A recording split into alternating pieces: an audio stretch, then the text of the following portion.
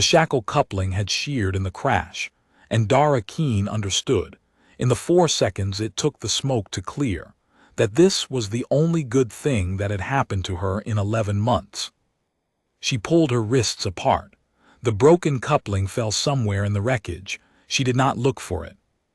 The transport had come down hard on the eastern shelf of Preth-Vaal's second continent. A fast, oblique impact that had torn the ventral hull open along a 40-meter line and scattered cargo across a half-kilometer of terrain the color of old rust.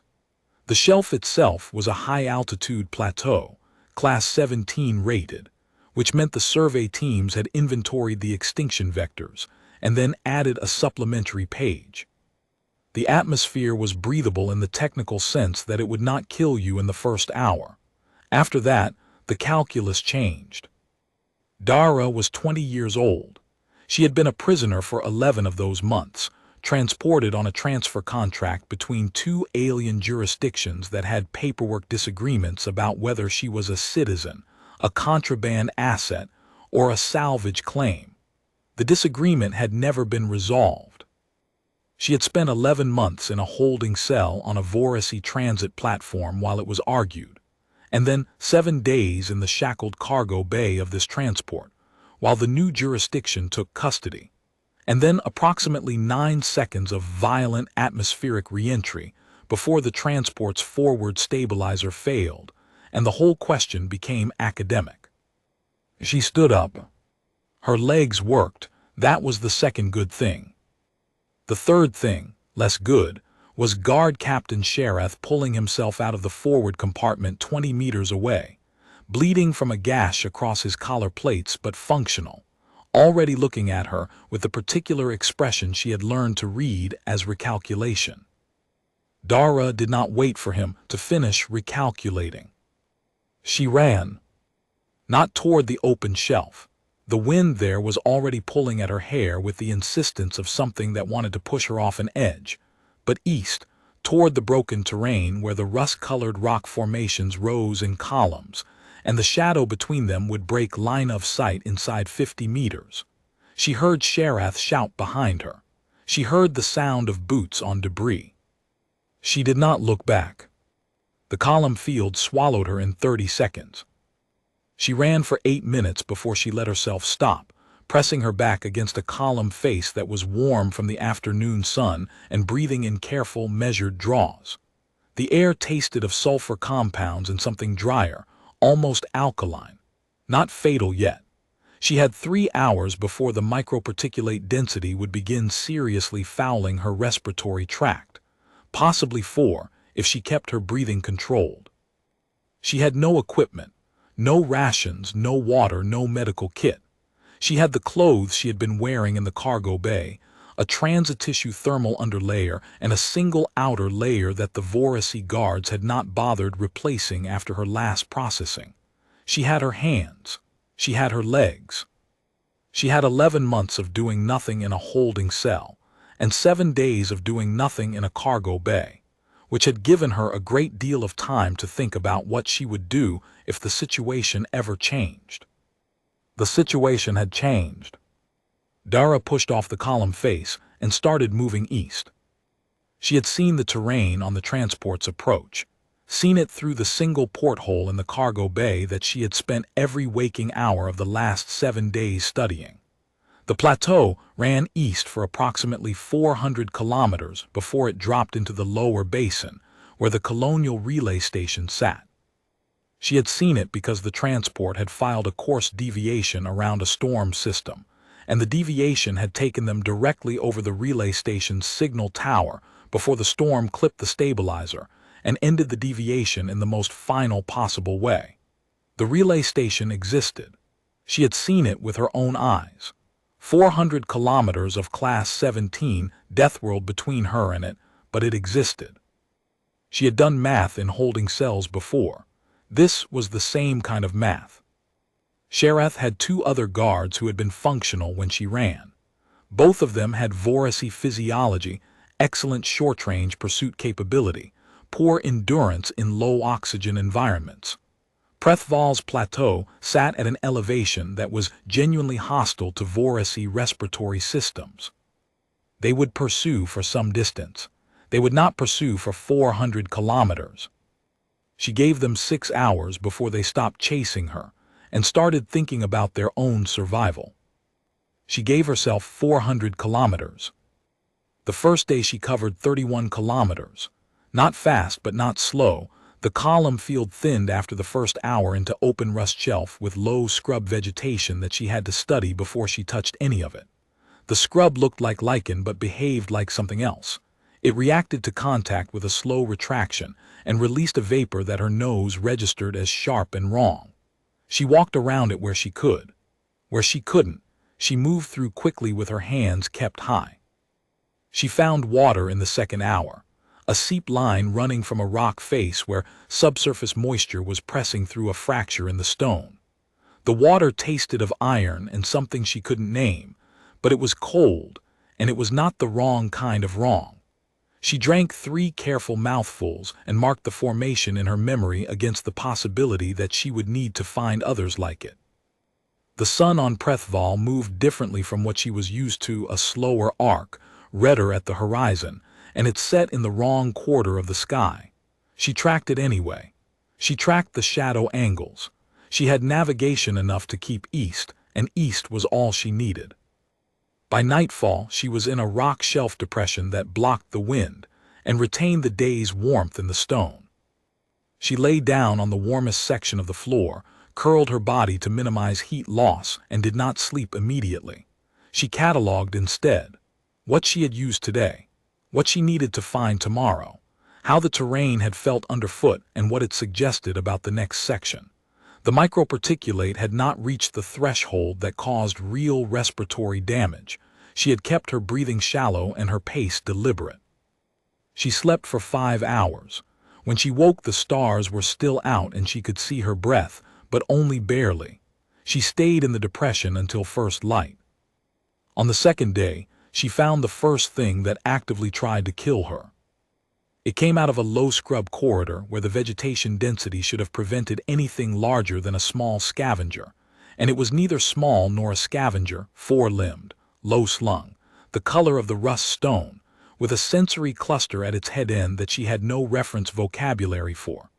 It had been stationary for long enough that she had processed it as a rock formation before it moved. Fast, sudden, no warning posture she recognized. She stepped hard to her left, and it hit the column face behind her with a sound like something thrown. It recovered in less time than she expected, too fast, already repositioning, and she did not have the luxury of assessing it further. She ran west-north, crossing back over terrain she had already covered, and heard it behind her for 3 minutes before the sound cut off. She circled back east through a longer route. It cost her 2 hours and 4 kilometers. She filed it. The rust stone things were ambush-capable and terrain-colored. She needed to check formations that could be organisms before she walked past them. She adjusted her pace accordingly, slower, more deliberate, scanning. She had not eaten in 36 hours, and she was not going to get faster by being incautious. Water she found again on the third day, in a different formation, a hollow in the rock where the overnight condensation had pooled in a shallow cup. Less than a liter, but she drank all of it and moved on. Her throat was dry in a way that had passed being uncomfortable and become simply a condition, like the ache in her left ankle, where the shackle bracket had worn the skin for 11 months. By day 3, she had covered 87 kilometers.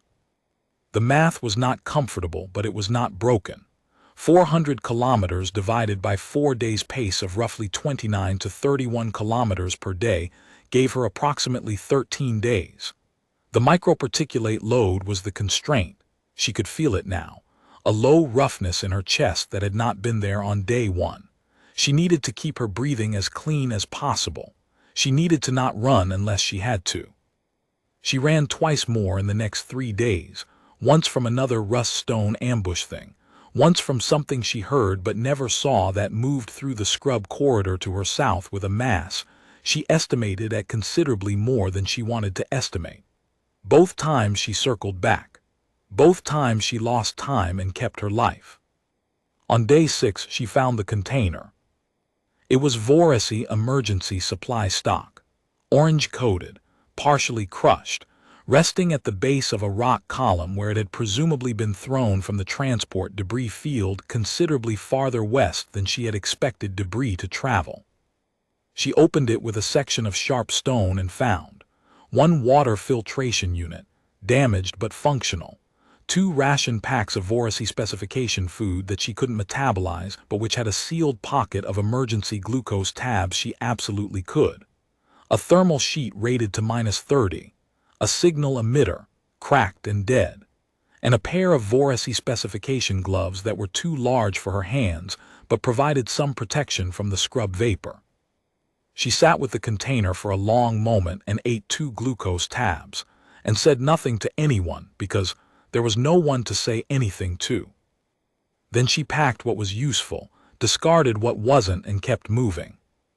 The filtration unit changed the water calculation completely. She could process the seep water and the condensation pools without the mineral risk. It was a small change, and it was not a small change. She logged it the same way she had logged the broken shackle coupling, a fact, a number, a resource. You did not celebrate resources, you used them. Days 7 through 10 were the long middle of the plateau, where the terrain offered neither the shelter of the column fields nor the resource of the seep lines, just open rust shelf under a red sun, the scrub too sparse to hide anything larger than the wind, and Dara Keyne walking east with her shadow stretched long behind her in the mornings and ahead of her in the evenings. She found a rhythm that her body remembered from her life before the holding cell, not running, not resting, just the particular pace that covers ground without destroying the machine that covers it. She thought about the holding cell sometimes, in the long open hours. She thought about 11 months of paperwork disagreements and processing delays, and the specific quality of silence in a Voressi transit cell, which was not a comfortable silence but a bureaucratic one. The silence of a thing filed in the wrong drawer. She thought about what she would do when she reached the relay station, which required thinking about who she would contact, which required thinking about what home meant when you had been a misclassified asset for 11 months. She thought about it and kept walking. On day 11, she began to descend. The plateau edge was not a cliff. It was a long, graduated slope that the Geological Survey had labeled as a secondary erosion shelf, and it dropped 800 meters over approximately 30 kilometers of terrain that was loose in ways the plateau had not been. Her knees felt it. Her ankles felt it. The thermal underlayer had been adequate on the plateau, but the descent into lower elevation brought humidity and a different quality of air, thicker, warmer, with the microparticulate running in a different direction than the plateau wind. She adjusted her breathing pattern for the 3rd time in 11 days. She did not fall. Falling was not acceptable. Falling would require a recalculation of the math, and the math was already too close. On day 12, she saw the relay station. She saw it first as a reflection, a brief sun glint off the signal tower's upper housing, visible for perhaps 3 seconds before the terrain between them swallowed it. She stopped. She checked the angle of the sun. She checked her directional tracking against the shadow pattern. She confirmed the glint's bearing. She did not run. She walked the remaining 22 kilometers at the same pace she had maintained for 12 days, because the math said she had exactly the energy left that she needed and no surplus, and she was not going to spend the surplus on sentiment. The relay station's perimeter sensors triggered when she crossed the outer marker, and she heard the change in the building systems from 50 meters away, a cycling up that meant something inside was powering on after a dormancy period. The relay station was automated. There was no one home. She found the emergency access panel beside the main airlock and worked through the override sequence, which was a standard colonial relay format she had learned in a previous life before the paperwork disagreements. And the door opened, and she walked into the filtered air of the interior and felt her lungs do something they had not done in 12 days, which was take a full breath without managing the intake. She sat down on the floor of the relay station's main bay. She sat there for approximately 2 minutes. Then she went to the communications console and began composing a message. Not a distress signal.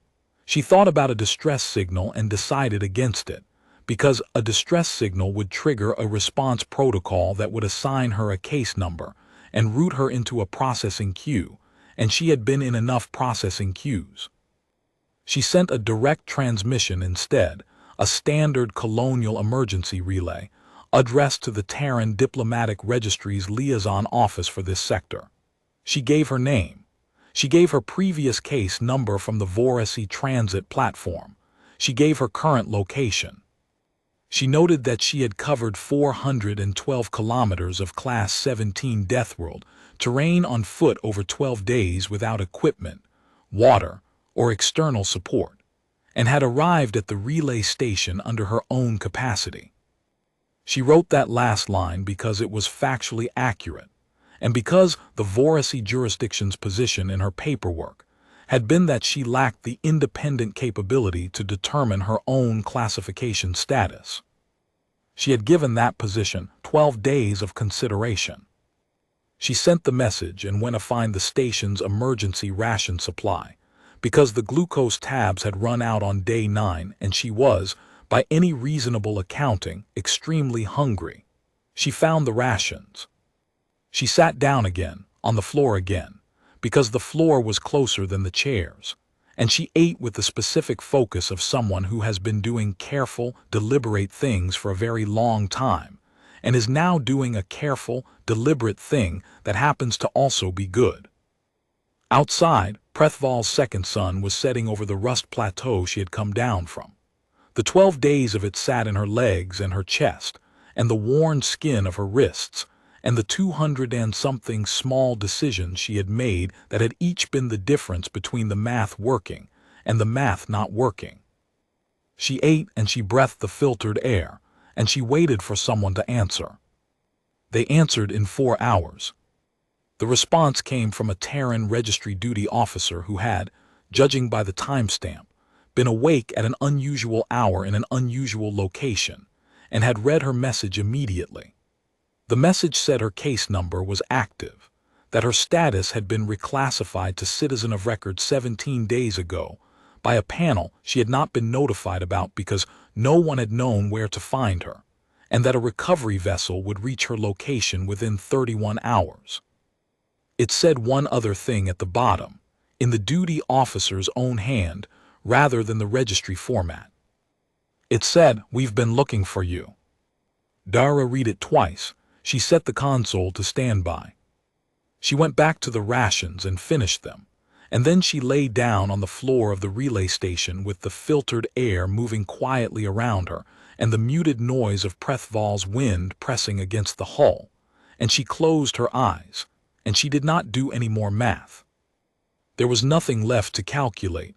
The math had come out right.